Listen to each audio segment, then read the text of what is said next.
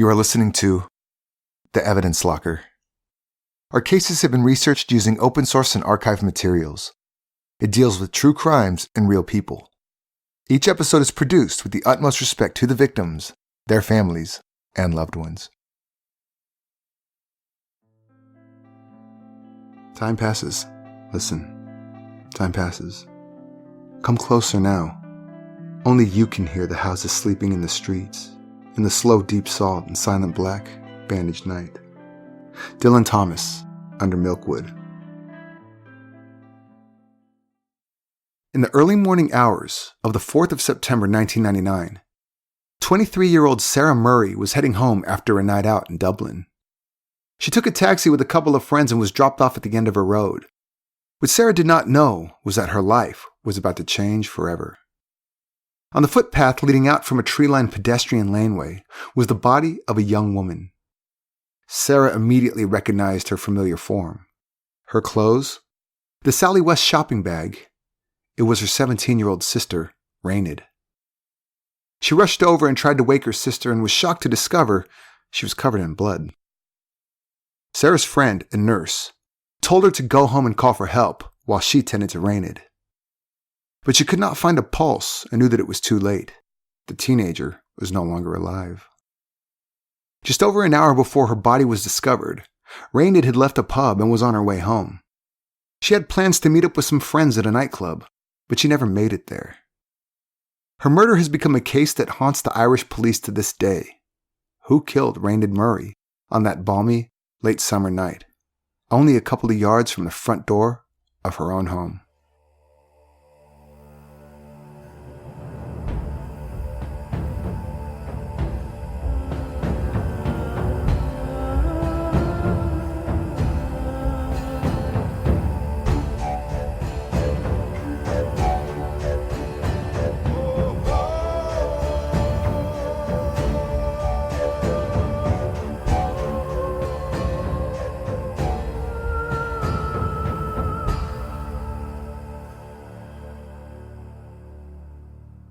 Raonaid Murray was born on the 1st of January, 1982, to Jim and Deirdre Murray. The family lived in Glen Laoghaire, a wealthy, leafy suburb of South County Dublin. She was the youngest of 3 children and had 2 older siblings, a brother Daniel and sister Sarah.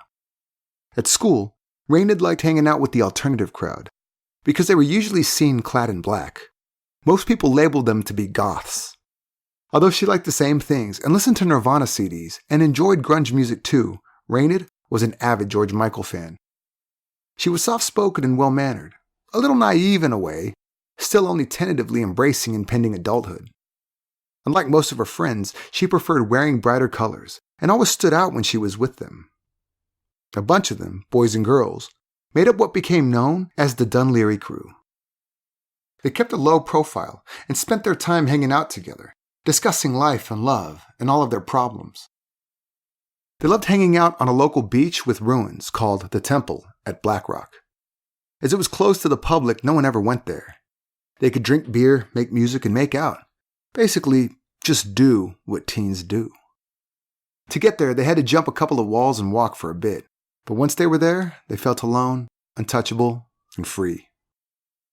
Sometimes, other teens also hung out there. Other times, police busted the parties and took away the alcohol.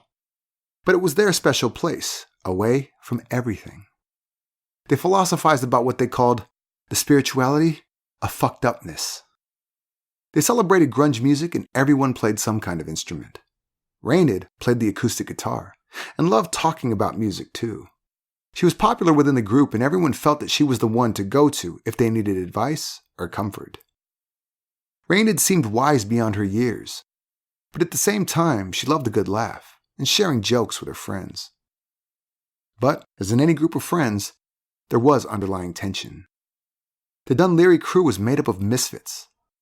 There was one girl in particular who was very jealous of the other girls.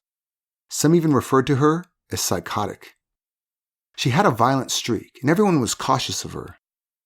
No one took her fits of rage too seriously, though. It was always on to the next party or teen drama, and she sort of blended in. In June 1999, Raonaid Murray completed her high school education at St. Joseph of Cluny Secondary School in Killiney, a Catholic school for girls. She loved poetry and playwriting and hoped to one day be a professional writer. Her favorite author was Dylan Thomas, and she particularly loved his play, Under Milkwood.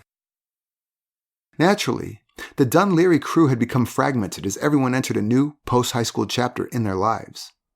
Despite this, Raonaid still had a large social circle and often went out with friends. After leaving school, Raonaid took a part-time job as a junior sales assistant at Sally West, a boutique at the local shopping center. It was a step up from her job as an assistant at a candy stand at the Dun Laoghaire Harbor. She was studying to redo her leaving certificate because she wanted to study arts at UCD, the University College Dublin.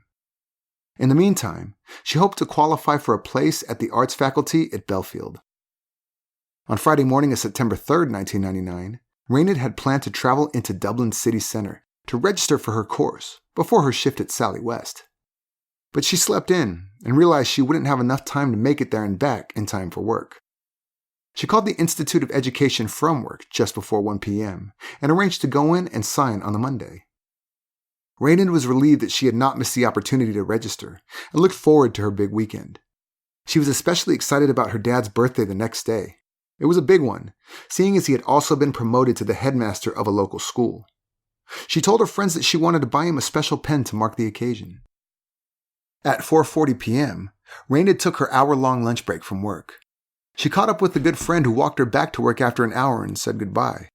Her mom, Deirdre, dropped into the store, and Raonaid helped her choose an outfit for her dad's birthday. They had a fun exchange, and Raonaid helped her mom try on some items that had been marked down. Deirdre recalled this afternoon in later years. The last time I saw Raonaid, it was a Friday.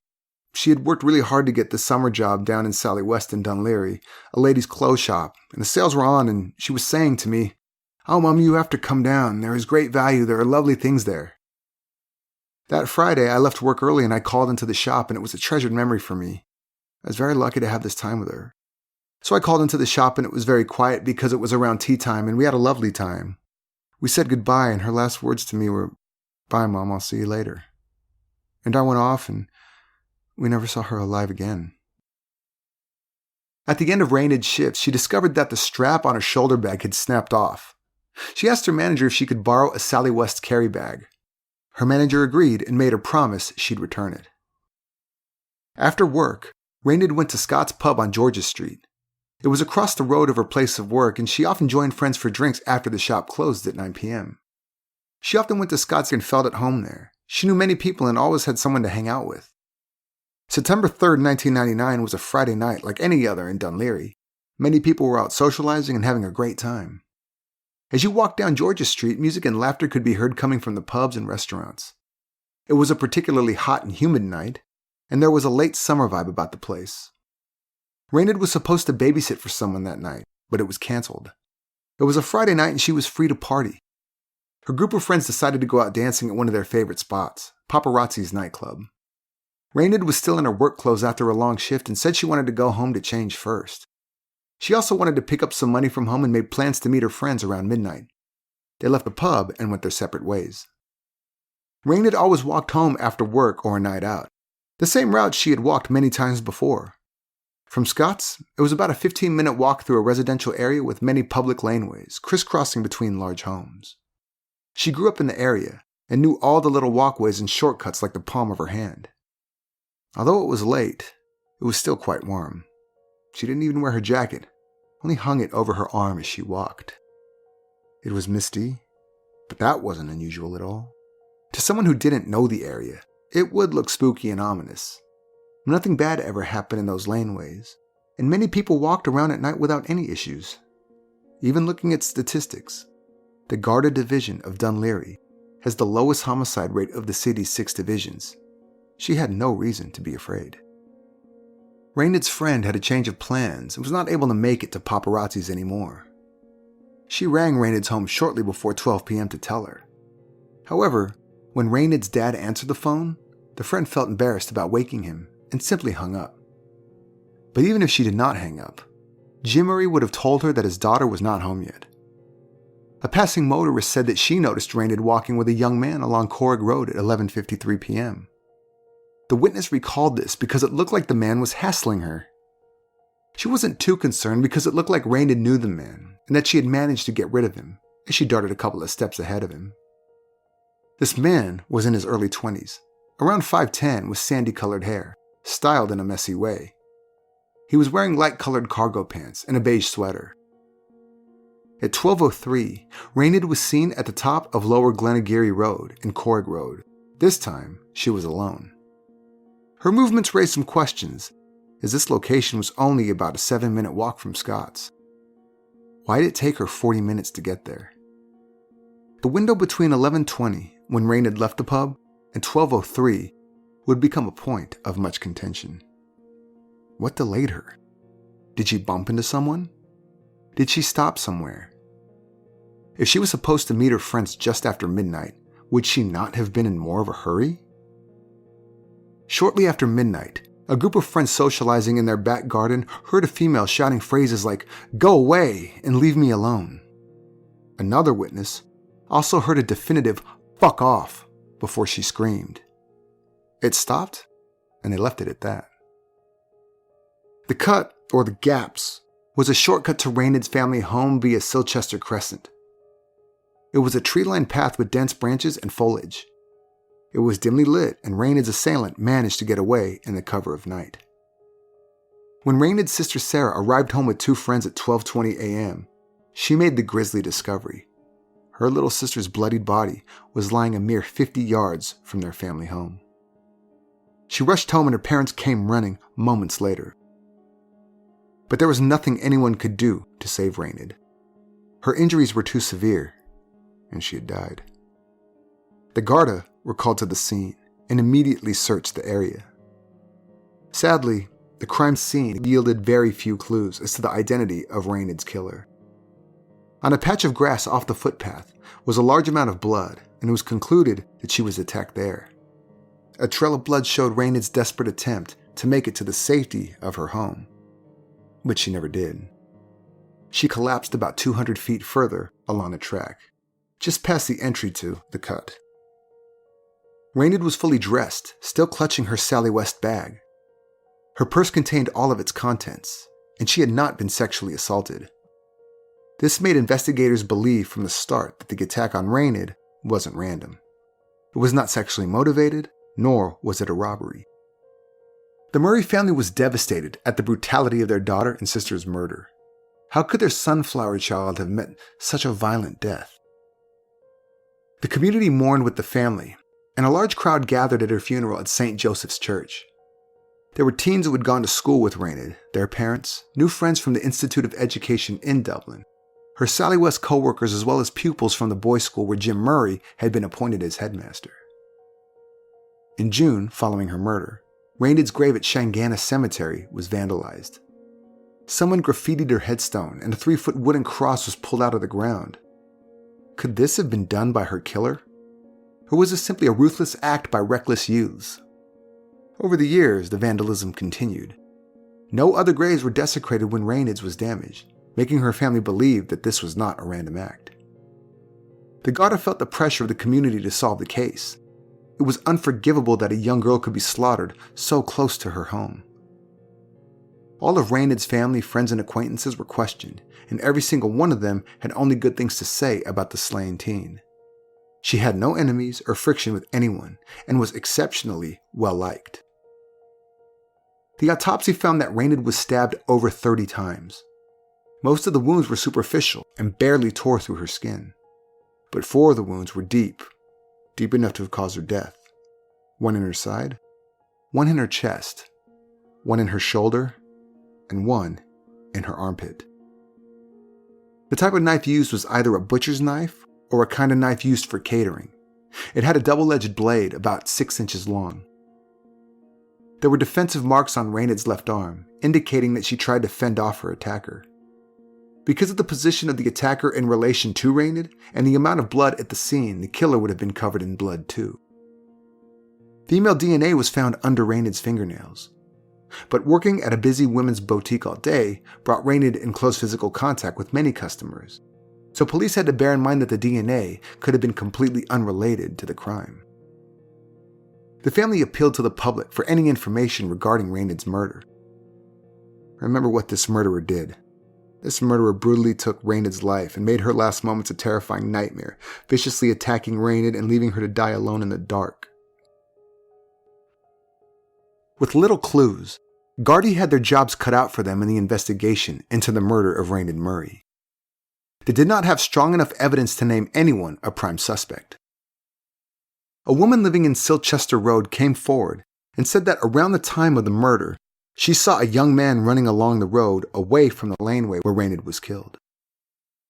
She described the man to be in his early 20s with neat short hair, and he was wearing a short-sleeved shirt. Gardaí appealed to the public for information, but no further clues regarding this man came in.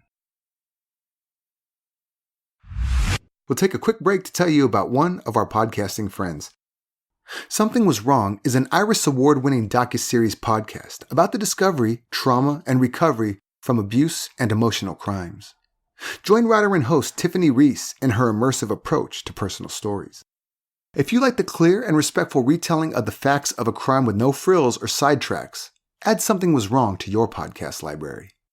Season 1 covers the story of Sarah, who learned a week before her wedding that her fiancé was not the Christian man of her dreams, but rather a lying, abusive sociopath. Season 2 focuses on the topic of Munchausen, aka factitious disorder, and the fallout that comes from discovering someone you helped take care of for years was lying the whole time. Season 3 tells the story of the Bishops, whose entire lives are turned upside down by a gaslighting narcissist who is determined to control, manipulate, and destroy an entire family. The good news is that Season 4 starts this month, January 2020, and will uncover what goes on behind closed doors in cults. Something Was Wrong is available on Apple Podcasts, Spotify, iHeartRadio, and all major podcasting platforms. Be sure to listen and subscribe to Something Was Wrong today. Now, back to today's episode. Investigators looked at the Dun Laoghaire Crew as a whole and individually. Years after the initial interrogations, many of them came forward, stating that they were treated as freaks, and many of them were directly accused of being Raonaid's killer. It was a difficult time for them, and especially her closest friends were in shock. They did not remember some details, and because of this, were deemed to be suspicious. One of Raonaid's closest school friends said, "They acted in a way I found to be accusatory, and in instances felt a little, well, what did you kids expect since you're all that sort? I'm certain it was a hard job for those guards, and likely a first experience of this kind of investigation. But I also felt that things I was concerned about and questions I had from knowing her and our group were treated dismissively." Another fact that made Gardaí look bad in hindsight was the fact that they were hell-bent on closing the case before the National Bureau of Investigation could. Because of this, information was not freely shared between departments, and communication was not as transparent as it should have been. One person in the crew caught investigators' attention, the female friend who was known to be jealous of the others. The girl had family ties in the IRA and was known for her aggressive behavior. Because there were so many superficial cuts on the victim, investigators had to consider that the attacker could possibly have been female.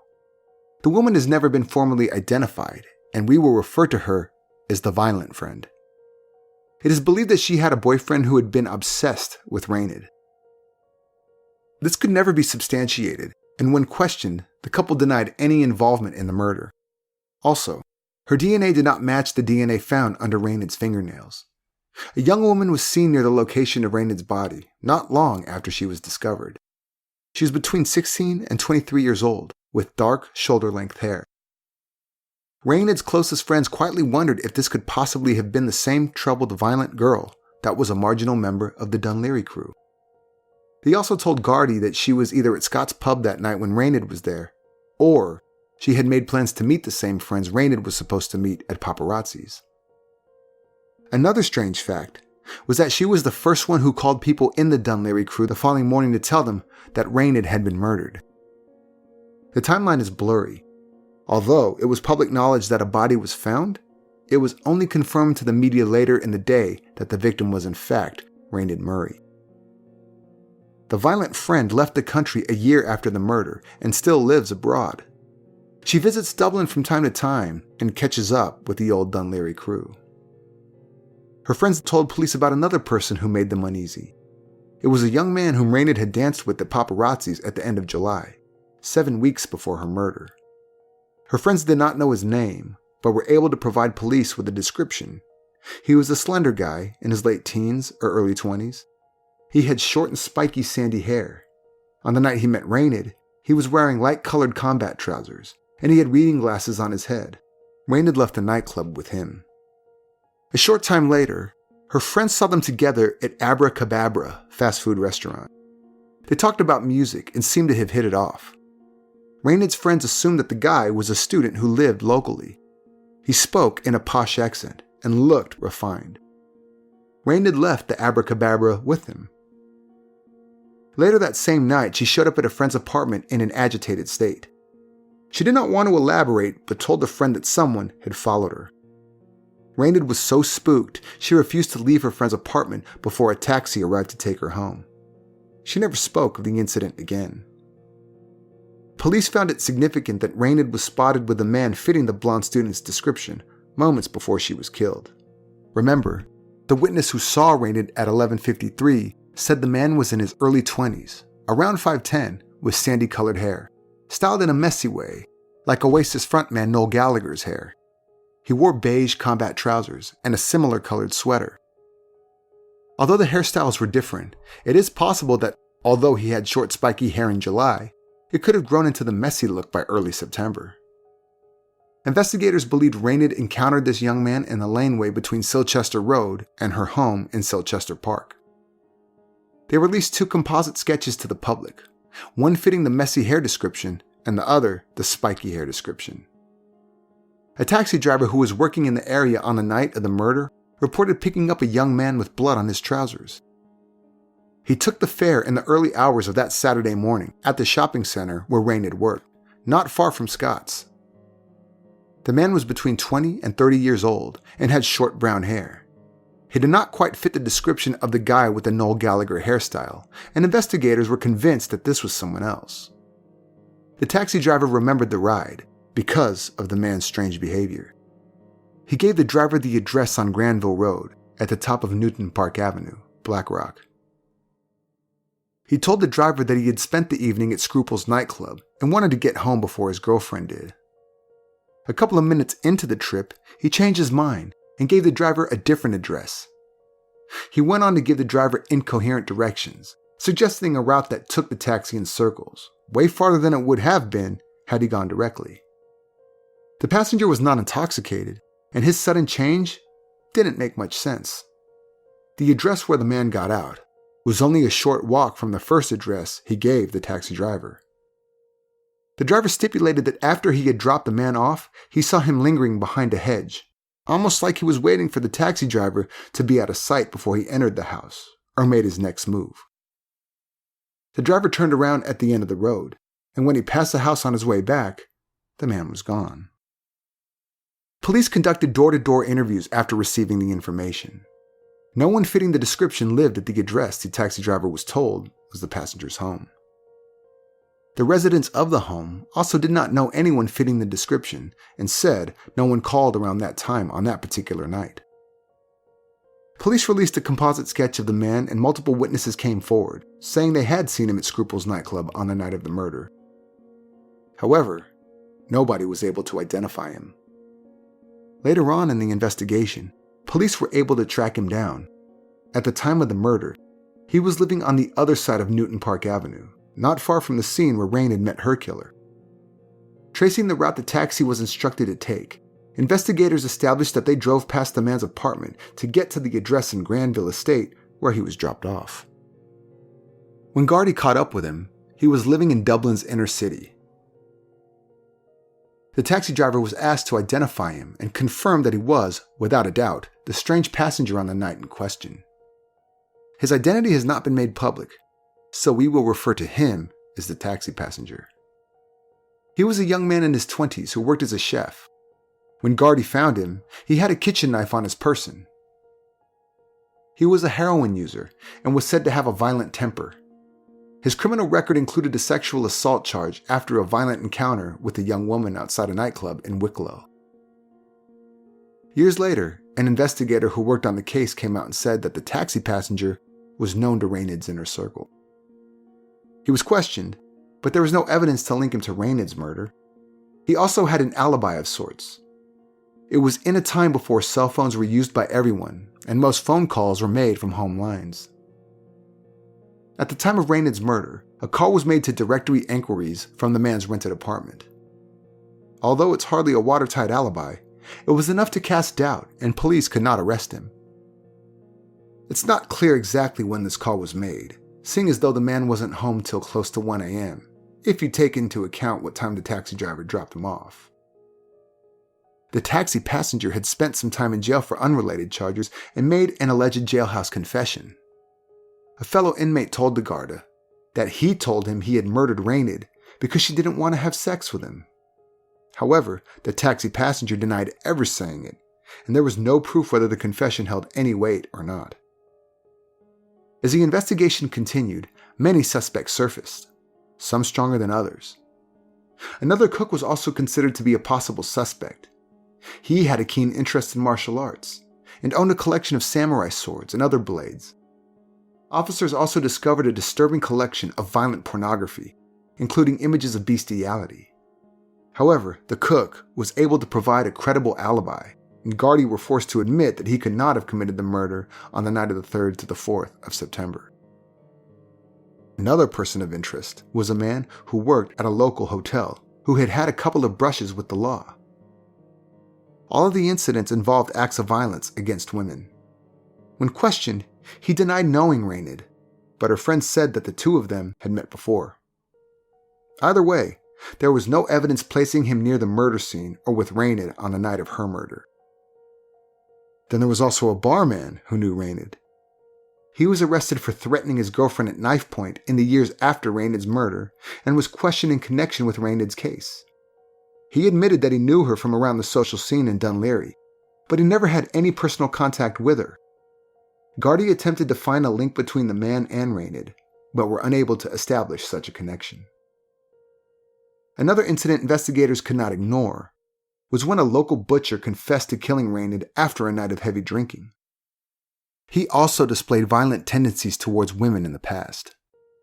However, there was not enough evidence to charge him with regards to Raonaid's case either. Another man who implicated himself was Farah Swaleh Noor, a Kenyan immigrant who eventually became the victim of a brutal murder himself. Infamous Scissor Sisters Linda and Charlotte Mulhall claimed that Noor had threatened their mother during a drunken argument and said, "I'm going to fucking kill you, just like I did with Raonaid Murray." Kathleen Mulhall told Gardaí her 38-year-old Kenyan boyfriend had said to her, on at least 2 occasions, that he had murdered Raonaid. She said he told her Raonaid was a friend of an ex-girlfriend and that he stabbed her in a laneway with a knife. Farah Swaleh Noor was taken in for questioning as soon as officers received a tip. Investigators concluded that he did, in fact, say it, but that he was a fantasist. He knew Raonaid, yes, but he was not her killer. He only said so to instill fear into his girlfriend. The investigation was not making any headway. Over the years, more than 100 officers had been assigned to the case. By 2008, 3,500 people had been interviewed and 12 arrests had been made. DNA was taken from 50 women. None matched the DNA found under Raonaid's fingernails. Eventually, over 200 people would become persons of interest, but no one has ever been charged. A Garda cold case review flagged 22 people who could possibly have been responsible for Raonaid's murder, a so-called list of red alert suspects. Every year, her family and the Garda make sure that the case features in the press, asking the public to come forward with information. The photo of her that is used has made hers one of the most recognizable faces in Ireland. In a recent appeal, Garda spokesperson said, "Many who were then Raonaid's age are now parents themselves with children, some of which would now be close to Raonaid's age, and we would ask them to reflect now with the benefit of maturity and hindsight on any information which may be of assistance to this investigation." On the 5th anniversary of Raonaid's death, her family received an anonymous letter. The person expressed his condolences and then said that he knew who the murderer was. According to him, Police had questioned the killer early on in the investigation and dismissed him without ever considering him to be guilty. The Garda were able to trace the letter to the taxi passenger and took him in for questioning. After many hours of interrogation, they concluded that he had written the letter in an attempt to cast the light of suspicion away from himself. Despite extensive questioning, there was no new information, and they still did not have enough evidence to arrest him. In 2009, on the 10-year anniversary of her death, a tribute website called www.raonaid.com was launched and received 50,000 hits on launch day alone. Raonaid's family started the website to give people from the wider community a place to leave messages of condolences. But ultimately, they also hoped that it would encourage people with information to reach out.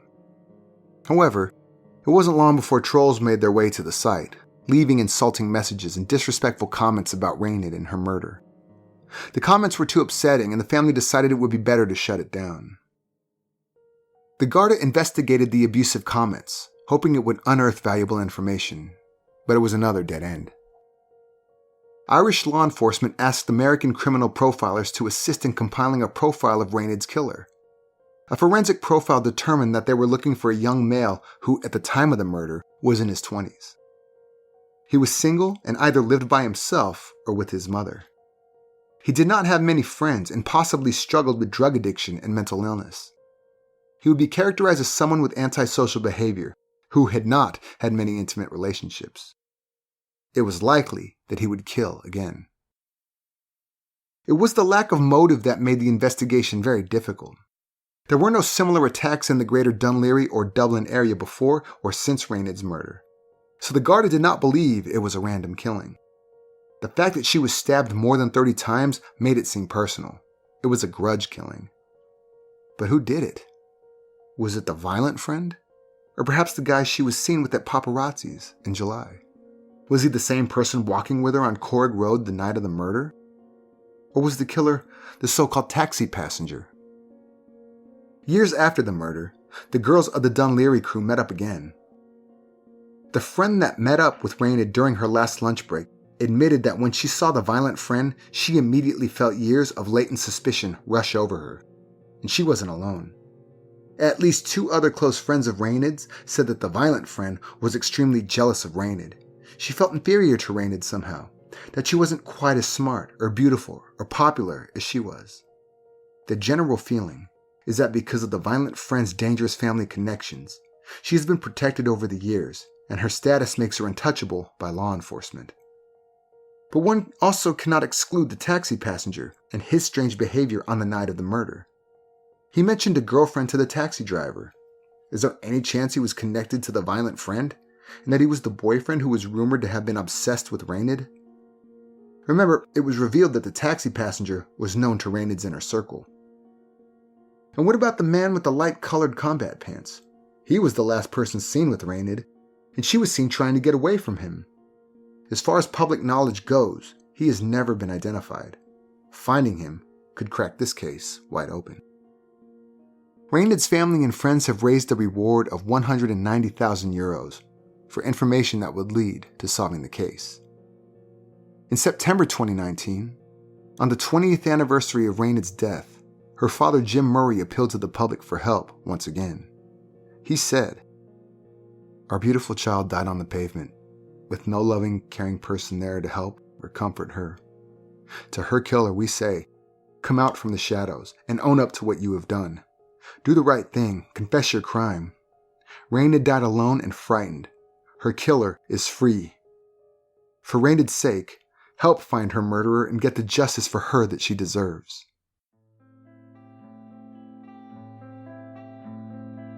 You shall go as the others have gone.